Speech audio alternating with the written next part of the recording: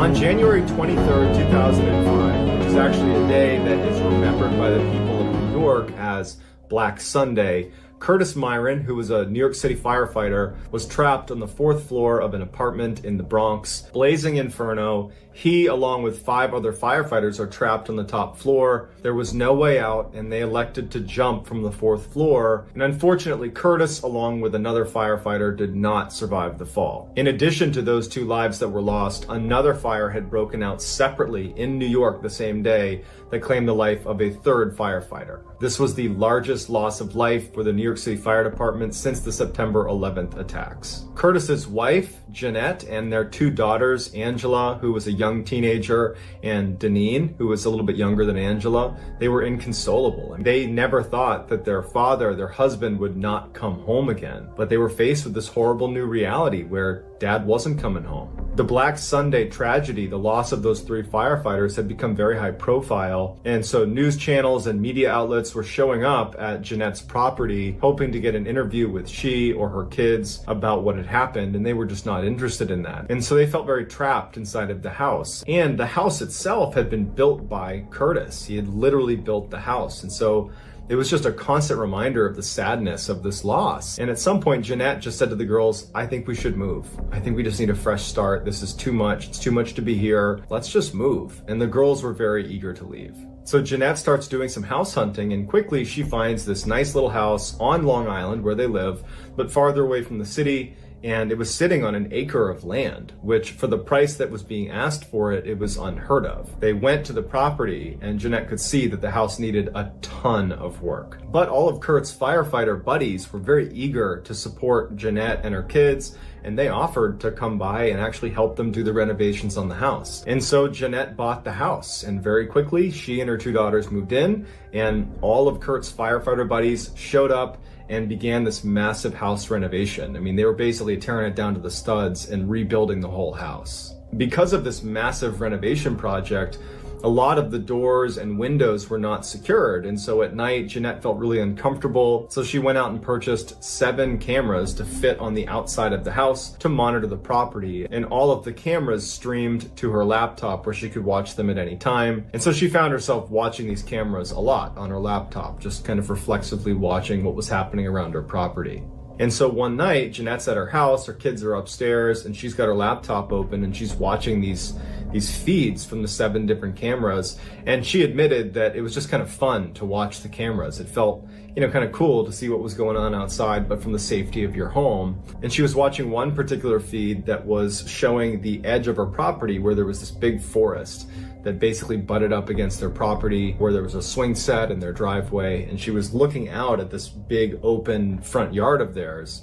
And from the tree line, she watched a figure emerge it looked like a man in a cloak, walk up to their driveway and walk a little ways down the driveway before stopping and staring up at the house. Jeanette was so caught off guard by what she was seeing that she didn't do anything. She just stood there watching this figure. And as soon as the figure had gotten there and was watching the house, it turned back around and walked back into the woods and vanished. It was late. Jeanette didn't know what she'd even seen. The cameras were not super HD, so she thought it must have been an animal or it was just an anomaly of the camera itself.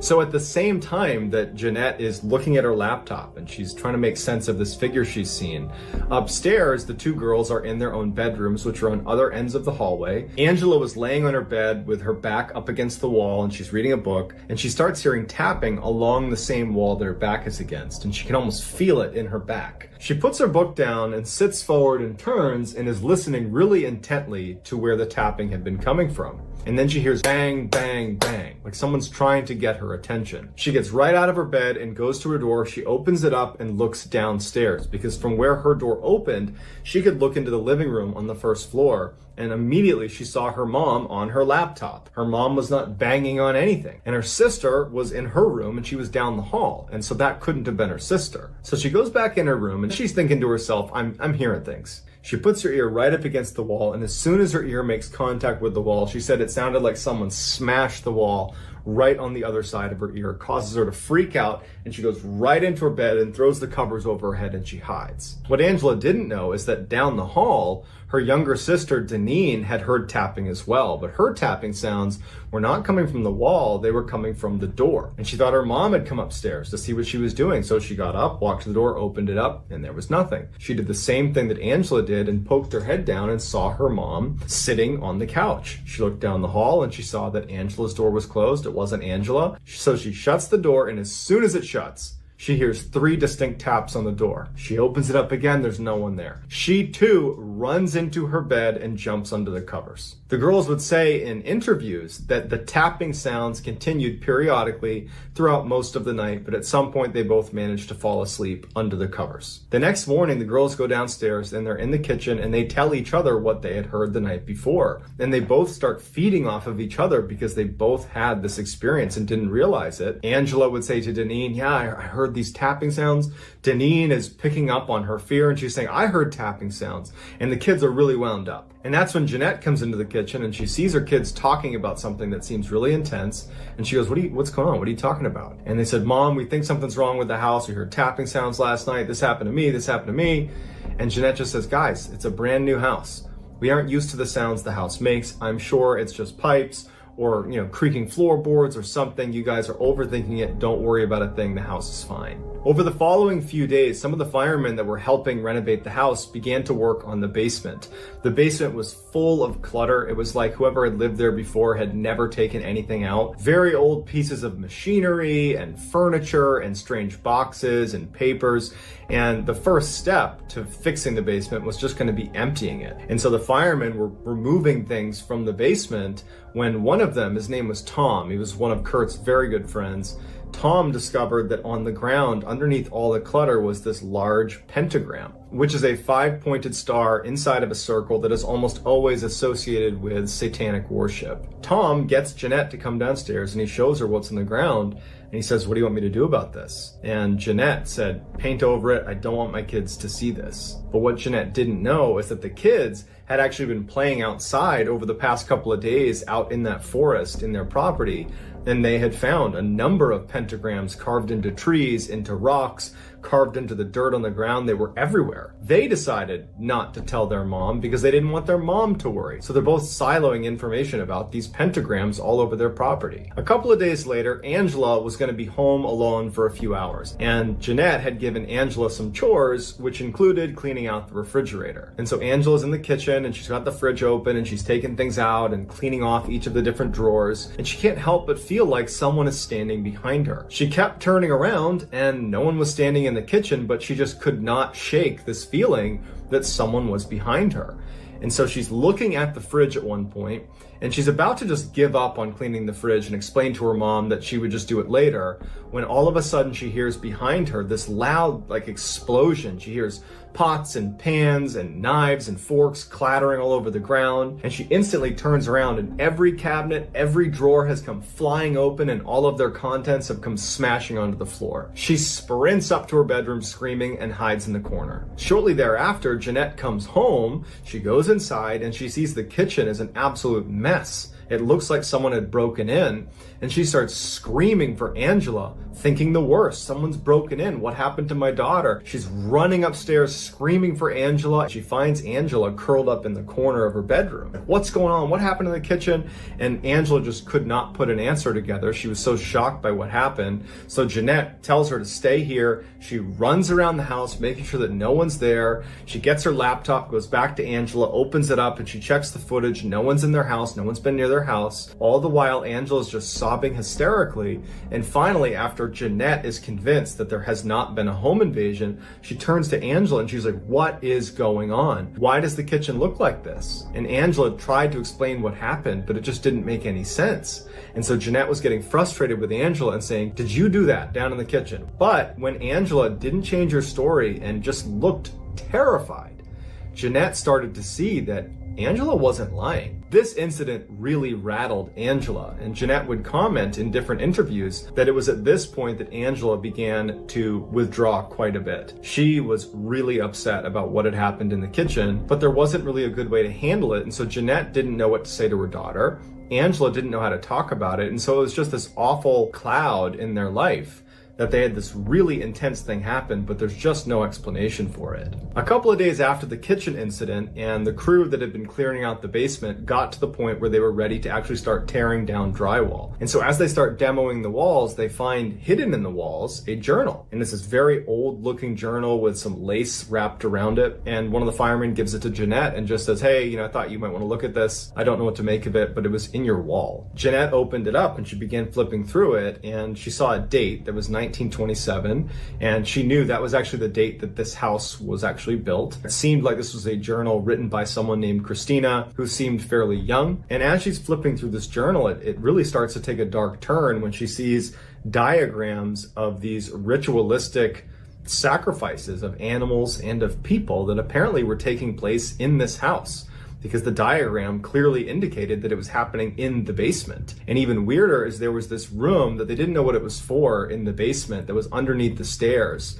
that it wasn't really a closet. It was all cement on all four sides. It was like someone had put a pocket of cement underneath the stairs, and they always wondered what it was. And some of the diagrams indicated that some of these sacrificing was going on underneath the stairs in that room. Jeanette decides to keep the journal from her kids. She does not want them to know that this was found in the walls. A couple of days later, Angela is in her bedroom listening to music on her headphones, and at some point she thinks she hears someone call her name.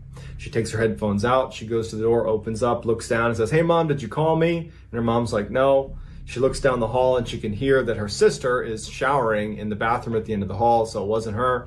And so, Angela, she has a healthy fear of this house because of really the kitchen incident more than anything else.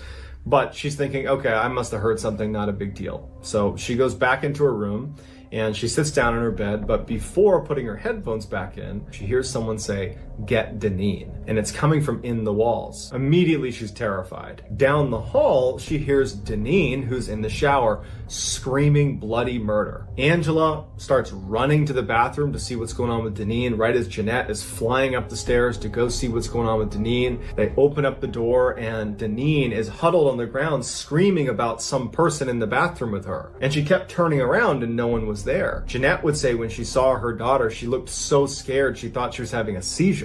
And Jeanette immediately grabs a towel, scoops up her daughter, she grabs Angela, and they leave the bathroom. They go running into Jeanette's room, and they get into Jeanette's bed, and they're all huddled there, and Jeanette's trying to ask Deneen what she saw. And so Deneen finally says that she was in the shower, and she heard someone saying her name, and it sounded like a male voice. And she's just looking through the frosted glass, and all of a sudden she sees a big hand land on the outside of the shower door. Jeanette felt so helpless. She had lost her husband, her kids have lost their father, and there's all these strange things happening in the house, and Jeanette just felt like she couldn't protect them. It was around this time that Jeanette really felt like she should leave the house. But financially, they were really invested into this house, so it would have been very difficult to leave just financially.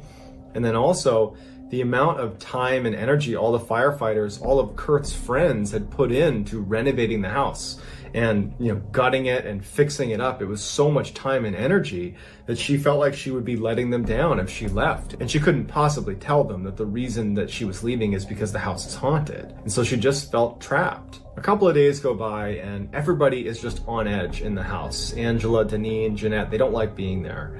And Angela just felt really cooped up when she was home, and she was just scared of being in the house. And so one night she decides to go outside and just swing on their swing, which was on their front property. Jeanette is inside the house doing dishes where there's a window that looks out the front of the house where you can see this swing set. When she finishes doing the dishes, she takes her eye off of Angela for a moment and she walks into the other room to sit down on the couch. She grabs her laptop, she opens it up and figures she can keep an eye on Angela using the security camera that was pointing in that direction. So she opens up the program and she pulls up all the camera feeds, and she's shocked when on the camera feed with Angela, she sees the same cloaked figure she had seen the first time she'd been looking at the live feeds, standing right behind Angela. And immediately she's up and sprinting outside, screaming for Angela. As soon as she gets outside, she hears Angela screaming for her mother before she's even seen her mother. And when she turns the corner, she sees Angela screaming in pain on the ground in front of the swing, and there's no cloaked figure anywhere. She runs over and she can see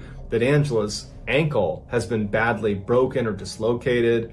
And so she scoops her up and she said, what happened? And Angela said that somebody pushed me. Someone pushed me off the swing. And they go to the hospital, and sure enough, she had dislocated and broken her ankle. When they got home that night, Jeanette opened up the laptop and reviewed the footage from outside. And she saw this figure walk out of the woods, and the swing was right up against the woods, and it goes right behind Angela and appears to push Angela and then goes back into the woods. Jeanette called the police. She showed them the footage, and they feel really bad, and they can clearly see what happened.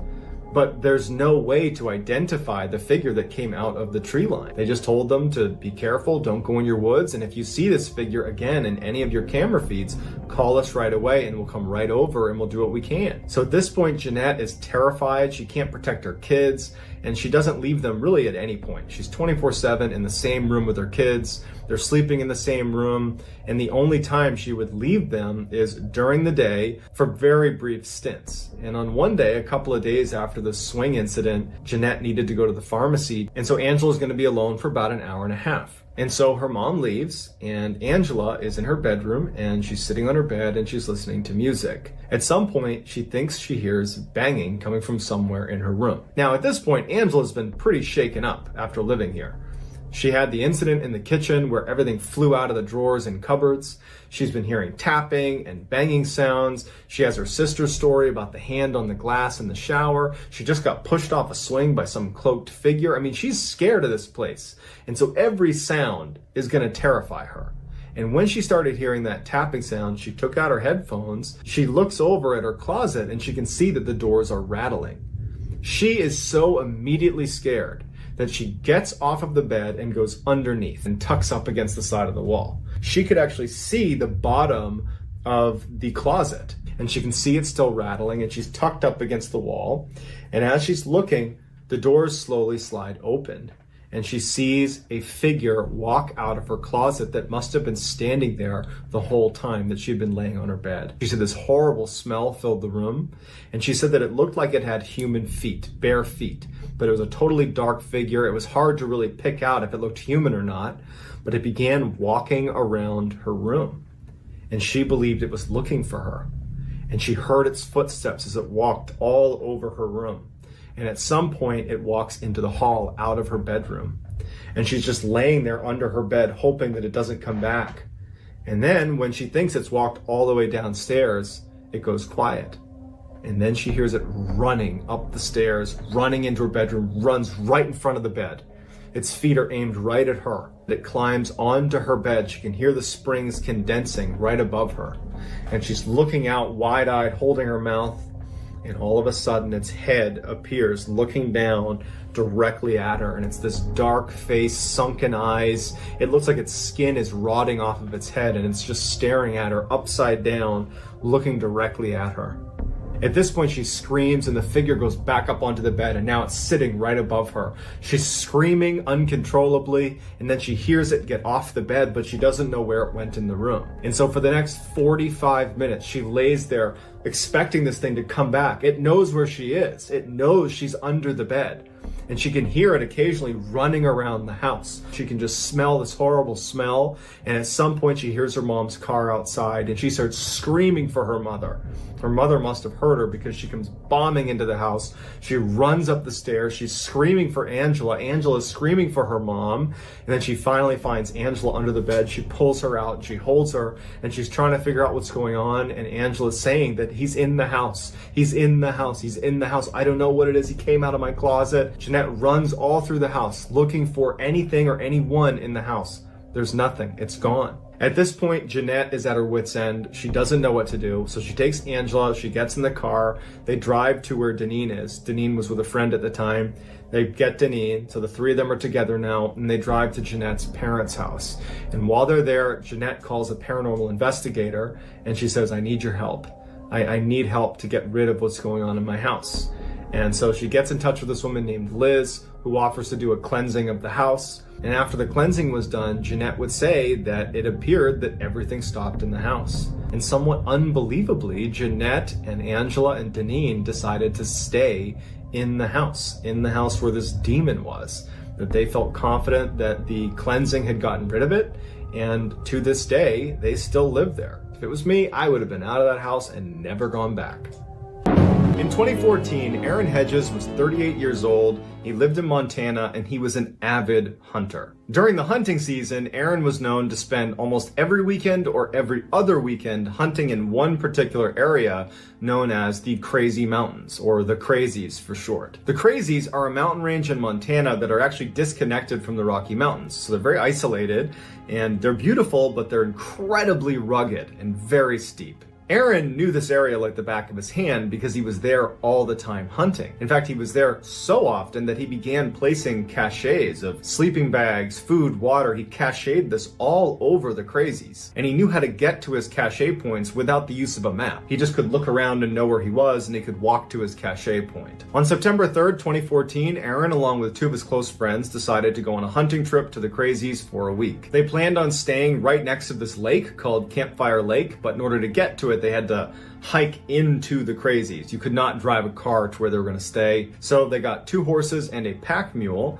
and Aaron loaded much of his gear onto the pack mule. And so they begin this hike up to Campfire Lake. And a little ways into this first day hike, the mule spooks at something and runs away. In the process of running away from them, it ditched all of their equipment all over the place, and they couldn't recover it all. Now, after they gathered up what they could and got the mule back and continued their walk, Aaron decided he didn't feel like going to one of his cache points to try to retrieve an extra sleeping bag, and he said, I'm just going to use whatever extra gear you guys have, I'll make do. And so they continue on, they get to Campfire Lake, and they set up their camp, and for the first couple of days, everything is going just fine. On the 3rd day, Aaron decided that, you know what? I could tough it out, but I'm just going to go north to one of my cache points and get that extra sleeping bag and try to get a few other things that were lost and make my living arrangements a little bit more comfortable while I'm here. And so his 2 buddies, they know that Aaron is in this section of the Crazies all the time. And so they didn't bat an eye when he says he's going to go off on his own. It wasn't a very far distance to this cache point. They said, okay, we'll see you later tonight. So Aaron takes off, and after a little while, one of his buddies, for whatever reason, uses his radio to reach out to Aaron. The walkie-talkies they were using had this LED screen that anytime you transmitted traffic on it, it would register your GPS location and transmit that to the person you're talking to. So when he hailed Aaron at about 10 in the morning after he had left to go up to his cache point, when Aaron radioed back, it showed up on their LED screen that instead of going north to this cache point, he had deviated and gone very far to the east. And he would say on the radio, Aaron would say back to them, hey guys, I got mixed up and I missed the turn to go up to the cache point. I'm trying to find the trail to get back to the cache point. But they expect him, based on what he said, that he was just going to turn and go to the cache point and come back to where they were at some point that night. But here's the first weird thing about this case. Aaron got turned around and basically missed the turn at this really obvious fork in the trail. If you go this way, you'll get to your cache. If you go this way, you'll end up where Aaron is, and it's the complete wrong way. And you know it's the wrong way because on your right-hand side, if you're going this way, there's going to be a creek on your right. Whereas if you go towards the cache, you're going uphill and there's no creek. So for Aaron, in perfect weather conditions, to have missed a very obvious fork in the road that he knows well is a little bit strange. Not to mention, where he showed up on their GPS when they talked to him on the radio, he was a ways down the wrong direction. He would have been next to that creek for long enough that he should have already turned around. It's like making a wrong turn and going 45 minutes to an hour in the wrong direction when you already know it's the wrong direction. Why are you still going that way? But his friends were not that concerned. They had just spoken to him on the radio. He's saying, I got turned around. They're expecting him now to show up a little bit later in the day, maybe in the evening at some point. So that night when he doesn't show up, they try radioing him and they can't get through to him.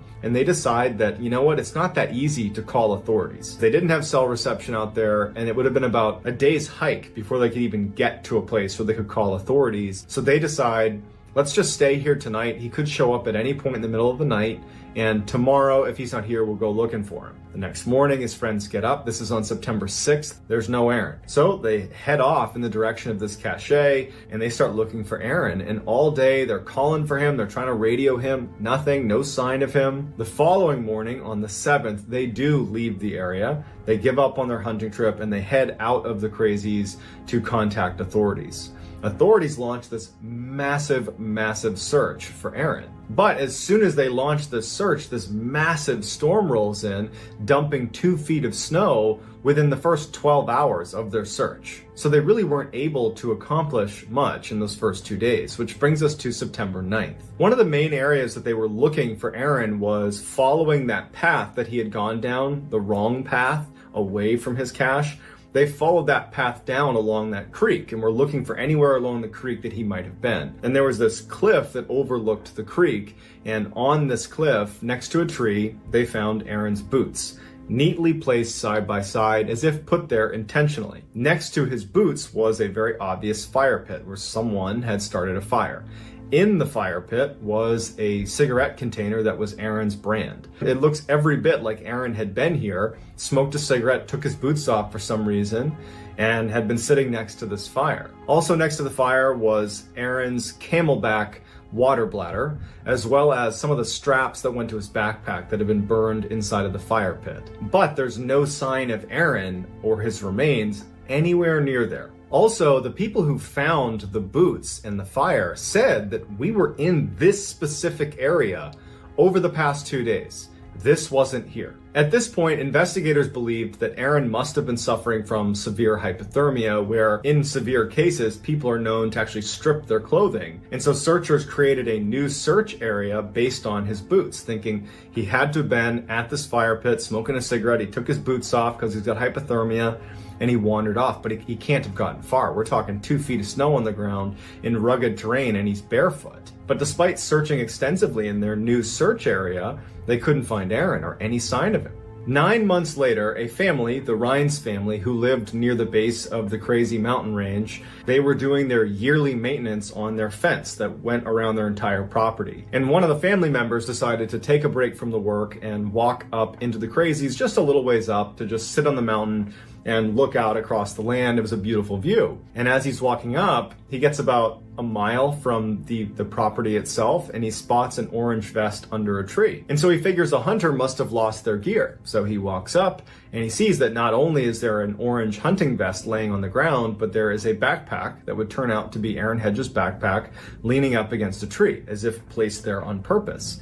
Inside of the pack was Aaron Hedges' wallet and license, along with a loaded gun and food and water. Next to the pack, there was this rock. And on the rock was a thermos that was open, along with an open energy drink, as if Aaron had set his pack down and then sat on this rock and was sipping an energy drink out of his thermos. If Aaron had been sitting on that rock, as it appears he was, you can clearly see the Rhines property a mile away from you. It's right in front of you. It would be impossible not to see. Additionally, this location was 6 miles away from where Aaron's boots were found. So all of Aaron's gear is brought to the authorities, who go out and they look for Aaron, and there's no sign of Aaron in the area. Another year would go by and a couple of horseback riders would be riding past that same area where the backpack was found, and they see a human skull sitting underneath a tree. Sure enough, it winds up being Aaron Hedges' skull, and his skeletal remains were all there, except for his feet. His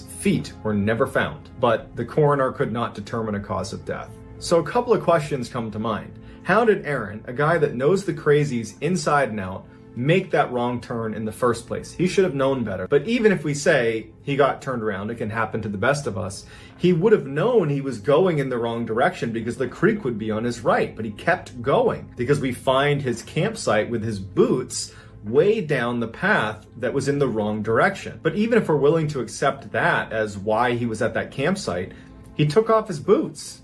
And then he walked 6 miles in 2 feet of snow to a location that was literally looking at safety.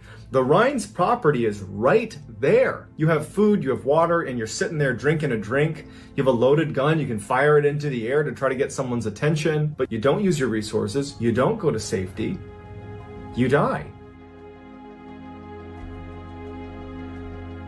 In 2018, Terrence Woods was a 27-year-old filmmaker / journalist who had, ever since graduating college, traveled the world filming in locations that are very rugged and sometimes quite dangerous for these documentaries and TV shows that he was known to work on. In October of that year, Terrence was going to travel to Idaho with a production company called Raw TV. They were doing a TV series around an abandoned gold mine called the Penman Mine. Penman Mine was located in an area that is quite rugged in the middle of the backcountry. Terrence had previously worked on 2 different backcountry shoots. One was done in Turkey and the other was done in Alaska. So he wasn't an expert by any means, but he was accustomed to being out in the wilderness to do some of these shoots. Prior to leaving for the trip, he had texted a number of his friends and just said he wasn't really that excited about going on the trip. His friends would later say to investigators that his language was not alarming. He was just kind of complaining about not wanting to go on a particular work trip, so it didn't stand out to them at all. Terrence arrives in Idaho in early October. He texts his father to let him know that he's landed, he's made it to the hotel. Everything seems to be going normally. He was supposed to be there until mid-November, and that's what everybody in his circle was expecting. So on October 5th, when Terrence sent a text to his father that just said, "I'm going to be coming home on October 10th," and there was no explanation, his father wondered why. And so he wrote a response and said, "Why are you cutting your trip short?" But he never got a response because Terrence had actually already left for the day on October 5th to go do a shoot at this mine, and he'd be out of cell phone reception. On October 5th, the crew that was around Terrence all day reported that he was acting very strangely. He was very quiet, withdrawn, wasn't really talking to anybody. And at the end of the day, when they were wrapping up shooting, one of the producers was sitting in a vehicle waiting for everyone to kind of finish up, packing up, and Terrence said he wanted to go relieve himself. And he walked over to the edge of this cliff, and for whatever reason, this producer, he didn't know why, but he just thought he needed to look to see if Terrence was okay. And he turns to look where Terrence was standing at the edge of this cliff, and Terrence isn't there anymore, and he sees Terrence's radio is now sitting on the ground standing there. And there was just something about the scene that he saw that he instinctively knew something's wrong, and he actually ran up the cliff in case Terrence had fallen off of it. But when he got to the edge of the cliff and looked over, he was shocked to see that Terrence was down there, about 15 feet down, but wasn't laying on the ground like he had fallen. He was sprinting down the hill, not saying a word, not looking up, running at full speed down the hill into the forest. The producer didn't know what to do. He kind of yelled to some other people and said, "Hey, what's Terrence doing?" No one knew. And so the producer and somebody else also began chasing after Terrence. But after a little while, they couldn't catch up to him, and they were worried that by chasing after him, they might scare him. And so instead, they immediately go and they call authorities, and this huge search is launched for Terrence. So for a week, you have all these people looking for Terrence. You have people on foot, you have dog teams, you have a helicopter with infrared technology. You have all these people combing this area, and there's no sign of Terrence. One of the search and rescue officers commented that it would have been so hard to get away from this search because the ground inside of that forest was so covered with fallen trees that there were times where you were just walking on fallen trees. You weren't even touching the ground.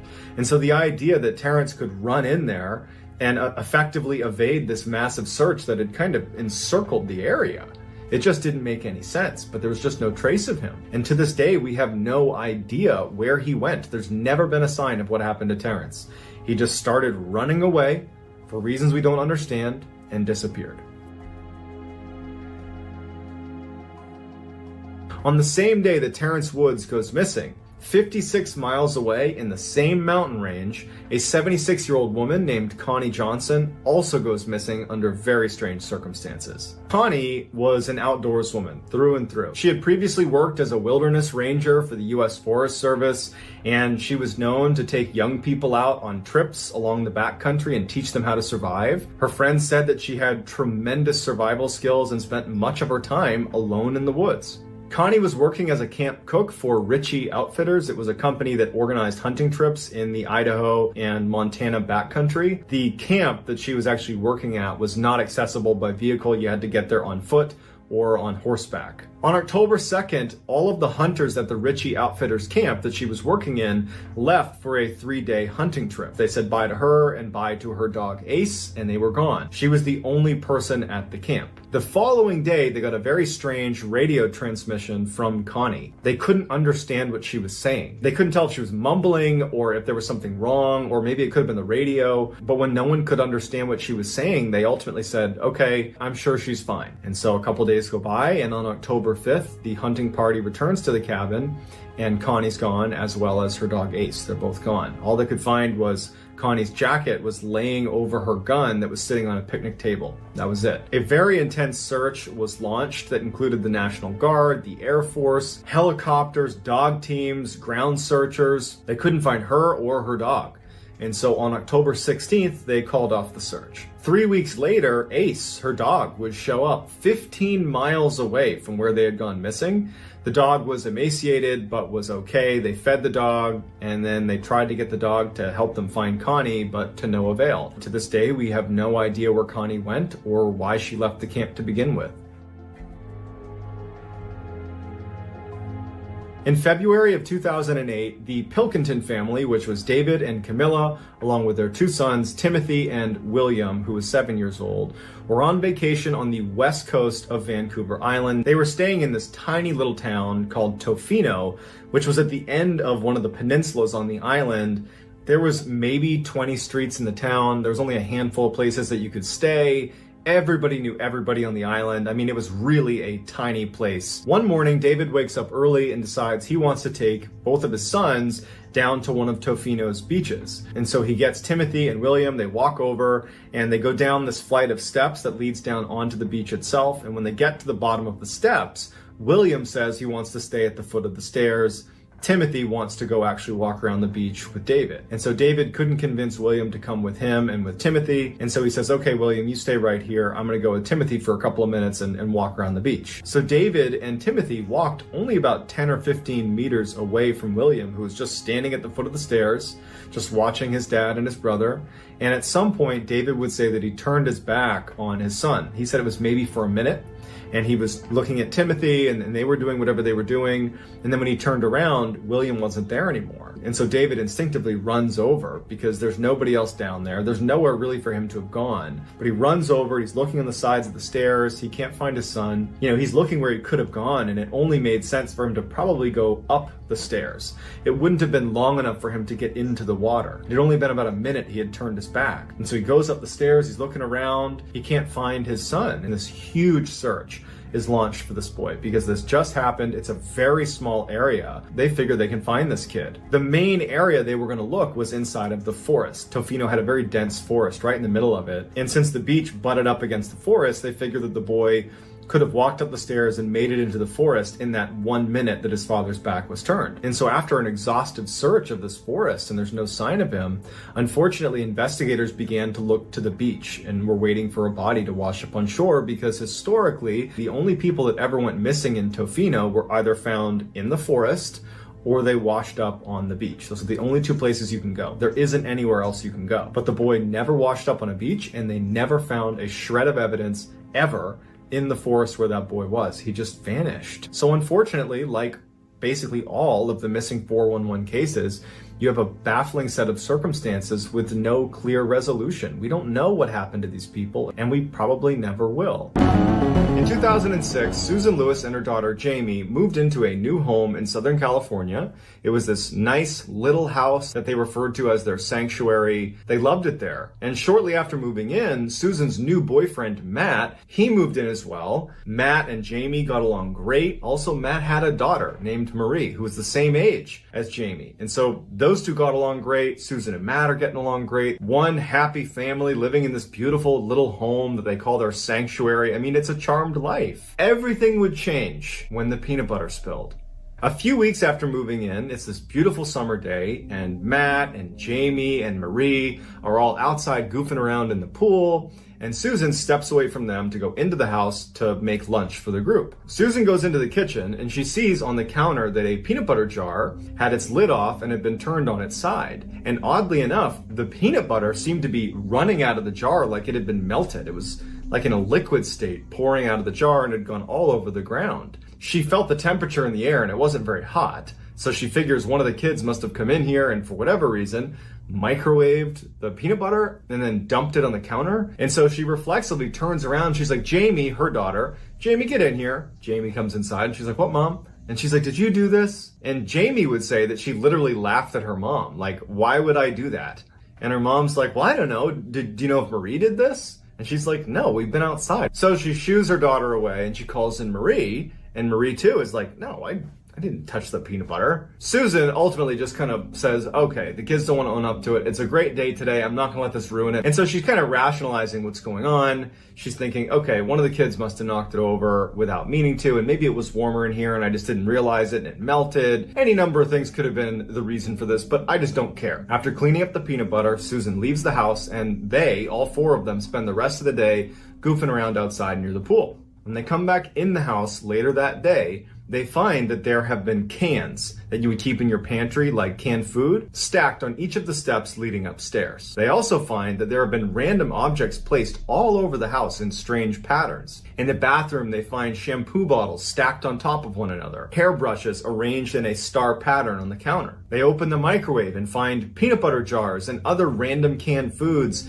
and stuffed animals from the kids' rooms in the microwave. The cleaning materials underneath the sink had been pulled out and arranged in a height line from shortest to tallest on the kitchen floor. Also, there were just strange liquids all over the walls. It looked like maybe ketchup or other sauces. They couldn't really tell what it was, but it was sprayed all over the house. There was shampoo on the walls and soap on the walls. And so when Susan and Matt and the girls go inside, they think that someone's invaded their house. So they run back out again. They're kind of looking around the property, wondering what they should do. And no one's come near their property. And they would have seen someone come to their property. So they start filming it. They go in and they film what's going on. That's why we have all these pictures. And they have no idea what to make of this. Matt believes it's Jamie, so not his biological daughter. Susan believes it's his daughter, Marie, and it starts this awful conflict between Matt and Susan. This would be the start of what would turn out to be a major fracture in this family, because it just continued to grow. You got to put yourself in their position. If you're Matt or Susan, you don't want this to be anything other than one of the kids did this. If it's not one of the kids, it means you had an intruder in your home. If it's not an intruder, then what caused it? They believe that the other child is doing this. They believed it so much that they did not see reason, but more than that, it would keep Matt and Susan from handling this the way I think anyone should have, which is get the police involved. They don't. So they start cleaning it up, and the house was really a mess, so it took quite a while to clean it up. And they ultimately just kind of moved on in that way that people who are in denial move on because you're in denial. That's what they were doing. So a week passes since finding their house in disarray with cans and jars all over the place and liquids on the walls.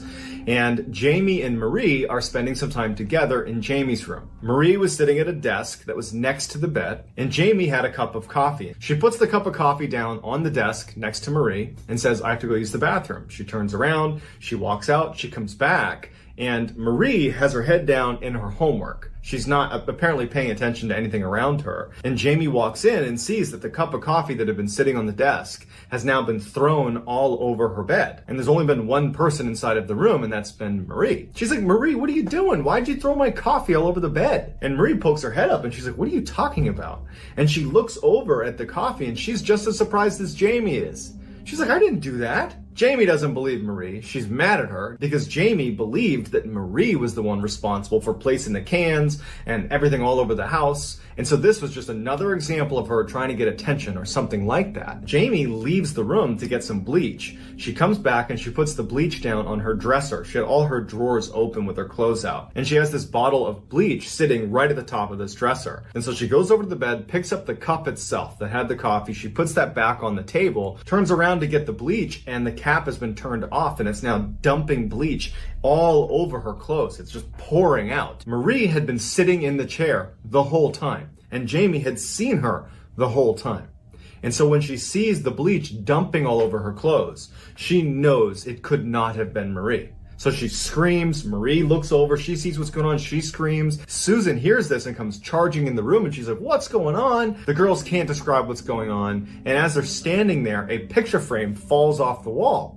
And it startles them all. They're looking over, and then another picture falls. It's one thing to have one picture fall, but to have two fall in close succession to one another, that's not a coincidence. Susan sees the pictures fall. She hears her kids in hysterics, and they run out of there. They get in the car and actually just leave the house because the girls just did not want to be there. This was a big moment in this story because to this point, Jamie, without saying anything, believed Marie was responsible for placing everything around the house and making a mess in the house. Marie felt the same way about Jamie. Again, they didn't say it to each other, but it's how they rationalized it. Susan was doing the same thing, but for both of the kids. She basically believed that either Marie or Jamie had placed the cans all over the house. Now, Susan is starting to believe that something else is going on in the house. And Marie and Jamie absolutely believe something is going on in the house. They actually suggested that we believe our house is haunted. At some point after driving around, Susan and Jamie and Marie go back to the house. Matt has been at work the whole time, so he's not there. When they get back to the house is once again covered in cans all up the stairs, placed in weird orientations on the ground, things in the microwave. The fridge has been opened, all the food's been dumped out. There's liquids all over the wall, and they hadn't been there. And neither had Matt. Now combine it with the fact that you just had this coffee and bleach incident and the picture's fallen off the wall. They're talking about the house being haunted. You can imagine what it was like to walk into that house and see it like that all over again when it could not have been Jamie or Marie or Susan. When Matt came home that night, he was just more convinced that it had to have been Marie or Jamie or even Susan, because Susan's acting like something's going on here, something paranormal's going on here, and he wasn't there. He didn't see the coffee and bleach incident. He didn't see the pictures falling off the wall. And now he sees his girlfriend kind of buying into this idea that it's some paranormal thing. He was a really intense skeptic and was just absolutely unwilling to see this as anything other than a bad prank that now his girlfriend is even getting in on. It causes a huge fight between him and Susan. He's like, why are you letting the kids doing this? Why are you feeding into this? She's saying, you don't get it.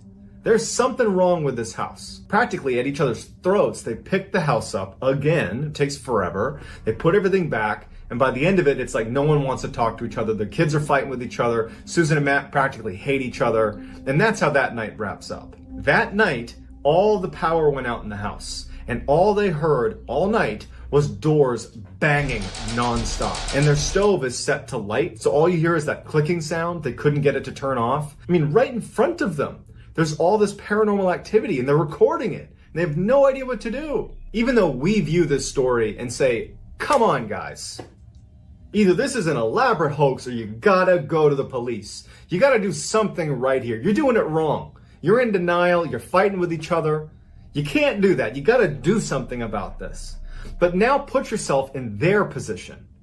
Their world has been completely turned upside down. Everything they believed and understood about the world is being questioned right now. They are trying to hold on to every last shred of that former life and understanding of life that they had before this haunting began. And so they don't handle this well. They just continue to fight and to be at each other's throats, blaming each other for all the things that are blatantly happening in front of them that have nothing to do with Matt, Susan, Jamie, or Marie. So at this point, Susan and Matt and the girls have not told any of their friends or other family members about what's going on. So the next day, Susan would actually go to her close friend and say, here's what's going on, and I have no idea what to do. And her friend would say, maybe you ought to try giving it a peace offering. Maybe this thing in your house, feels like you're intruding. And if you offer some sort of peace offering to demonstrate that you mean no harm, that you want to coexist, that maybe it'll get along with you. Maybe it'll stop. So whether this was good advice or not, we don't know. But Susan finally has something that she has control over. And she really gets into this. She gets the girls. She knows Matt's going to be out for the day at work. And she knows Matt would not be cool with doing this. He would not believe that offering a peace offering is going to do any good. It would just cause more fights. And so she saw this window of time to take the girls and do this peace offering. She had this little figurine. It was a cat figurine. Susan loved cats, and she figured that a cat represented something she loved. And so it would be the perfect kind of deliberate, intentional offering showing that she means no harm, they mean no harm. Let's kind of call a truce here. And she puts candles on this table, and she puts the cat right in the middle, and she doesn't know what to say or how to do it. And the girls are just sitting there like, what's happening here? And Susan just kind of says, please accept this gift. It's my gift to you. We mean no harm, and we want to coexist. And it just so happens that as they're performing this kind of ritual, Matt came home. He had not slept the night before. It had been a really bad night with the slamming of doors and all that craziness. And so he left work early. He called in sick, basically. And he comes into the house and literally sees Susan doing this kind of ritual with his daughter and his stepdaughter. And he immediately goes to like, absolutely not. We're not going to go to trying to interact with this thing. We're not going to act like it's real. It's not real. And so he goes over and he kind of picks up on what they're doing, that this cat figurine is at the center of attention. And, Susan and the girls are telling him, don't do anything, don't touch it. And he takes the figurine and he walks out to the back deck and he throws it onto their backyard. And Susan and the girls are crying because they're like, oh my gosh, you're gonna make this so much worse. Everybody's attention is towards the backyard. When they all turn around to look at the mantle, Matt thinking he had solved the problem, there is a figurine, an identical one of the cat that's sitting on the table again. They all gasp, they can't believe it, and it doesn't make any sense. They watched Matt throw the figurine. Matt doesn't care, picks it up, and throws it on the ground and smashes it right then and there. And it's just this crazy sequence of events that when you hear the firsthand interviews with Susan, she can barely describe this moment because you're seeing something reappear. And then Matt is destroying it. It's like a very deliberate, aggressive act towards this thing in the house. The very opposite of what it was meant to do. And Susan would say that she knew they were going to go through hell for that. That night, after everybody finally fell asleep, Jamie wakes up in the middle of the night and goes down into the kitchen to get a snack. When she goes in there, she sees written all over the walls, everywhere, is the word cat. Everywhere.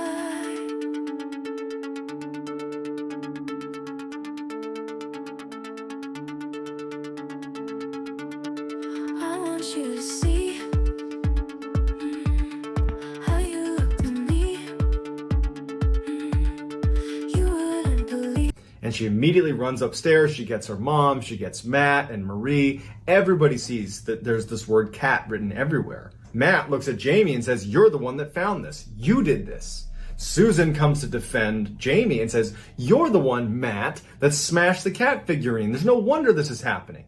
And so this horrible fight happens where they aren't seeing what's actually going on. They're just seeing red and fighting with each other. Meanwhile, they're blatantly being haunted. In addition to cat being written everywhere, the house had been completely ransacked. I mean, everything's been dumped out of drawers. Everywhere that you could make a mess, there had been a mess made. And no one woke up to it. They were all in bed. No one woke up to this much of a mess. It didn't make any sense. They start cleaning up this horrible mess. And as they move some things aside in the kitchen, they find what looks to be a huge footprint.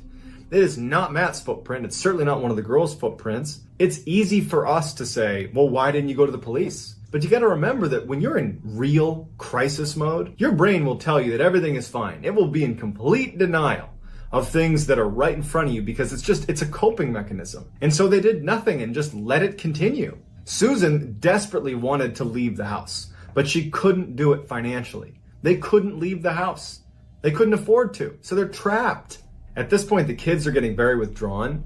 They don't want to be in the house, so Marie would end up staying in her room all day. Jamie would do the same thing. Matt and Susan weren't talking. There was just nothing being done to correct the situation, and everybody was so upset and angry with each other. It was just a worst case scenario. So in the last couple of weeks that they ever stayed at this house, because they would leave, two major events occurred. The first one happened when Marie was home alone. She was only going to be there for a couple hours by herself, and even though Susan and Matt did not want to leave her alone, they didn't have another choice, and Jamie wasn't there. So Marie's going to be home alone, and it's nighttime. So this is like straight out of a horror movie. She's sitting in the living room watching TV, and at some point the TV starts turning off and on.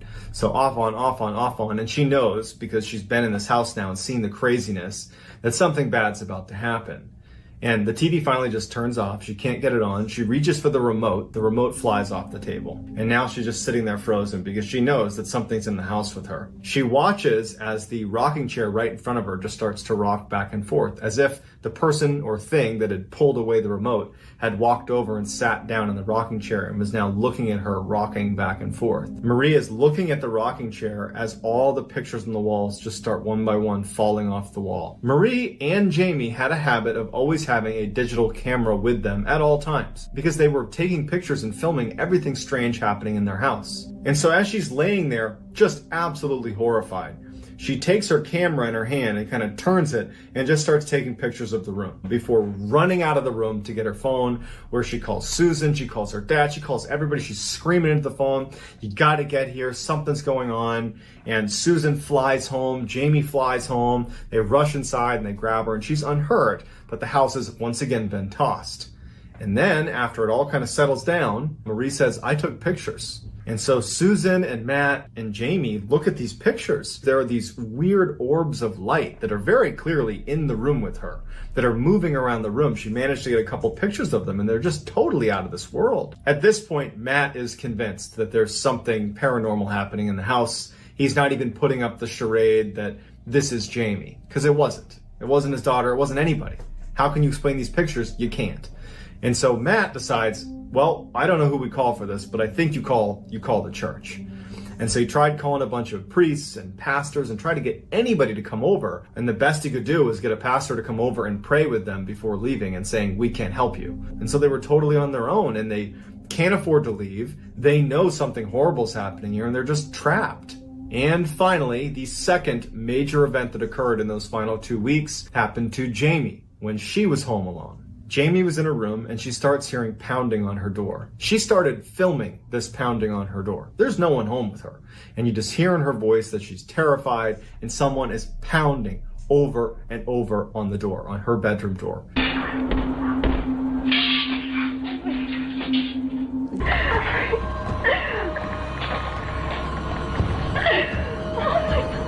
And at some point she knows she has to go into the hall. And so she goes over to the door. She's building the strength to reach down and open the door. And as soon as her hand would go near the doorknob, the pounding on the other side of the door would stop. Like it knew she was about to come out into the hall. And so she didn't open the door, and she went back onto her bed and she just sat there in the fetal position for 3 hours, listening to something smashing nonstop into the door. At some point, the banging stops. And after a few minutes of the banging being done, she thinks this is her chance to escape the house. She opens the door and there's no one there.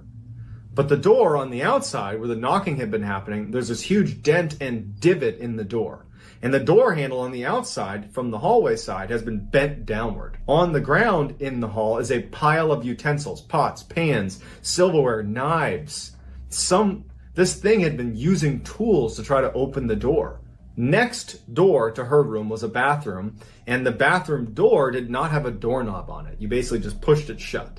But there was a space for a doorknob that you could actually look through. They just hadn't put it on there yet. And she noticed in the bathroom that the light was flickering. And she thought, I think it's in there. And she decides she's going to try to trap this thing. So she goes to her desk where she had some string. She goes back over and loops the string through this hole in the door and leans back and pulls the door shut, thinking she's trapped this thing inside. As soon as she does, she starts feeling resistance on the door. Someone is pulling back. And at some point, the string gets cut and she falls back into her room. At which point, the bathroom door swings open and she says, I'm about to come face to face with something out of my nightmares. But before she could see this thing come out of the bathroom, her bedroom door slams shut, and she hears the rustling of pans and tools and metal clinking against each other right outside her door. She knows this thing is interacting with all those tools and pots and pans right on the other side of her door. It's this horrifying thought. And after just a moment or two, she sees smoke coming into her bedroom. And so she immediately runs to the door to try to open it. And when she does, she sees that now there is a frying pan sitting in the hall that has a toilet paper roll completely on fire, and that there's been toilet paper strewn all over the hallway. Like this is a wick, and it's going to light the hallway on fire. She grabs a sweatshirt and she smothers the fire. At this point, she's in full survival mode. She knows she has to get out of this house. It's trying to kill her. And so she walks down this hall, pulling aside all of the toilet paper, getting ready to come face to face with this horrible thing. She goes into the living room. The whole thing has been covered in toilet paper, paper towels. Papers have been strewn everywhere. This thing was trying to light the house on fire with her trapped inside. And so she manages to make her way through this maze of toilet paper. She sees there's no other fire set, and she goes outside defeated and just sits on the front steps of her house, waiting for her mom to come back. Susan, Matt, and Marie were all together, so they came back and they saw Jamie sitting on the front steps just crying. They go inside, they see the scene. Jamie explains what happens, and that was it. They knew they were going to have to go bankrupt to leave the house. They did not have the money to leave, but they had to leave. And so they barely packed up and they left that house. It didn't sell. Susan literally went bankrupt. And soon after they left the neighborhood, their neighbors left the neighborhood, and 5 other neighbors in their immediate vicinity all left. All of the houses did not sell. They are all vacant. No one knows why. Susan, Jamie, Matt, and Marie, since leaving that neighborhood, even though they were ruined financially, they were very happy to get out of there. They've had no other paranormal activity since they left, and they're just glad they got out of there with their lives.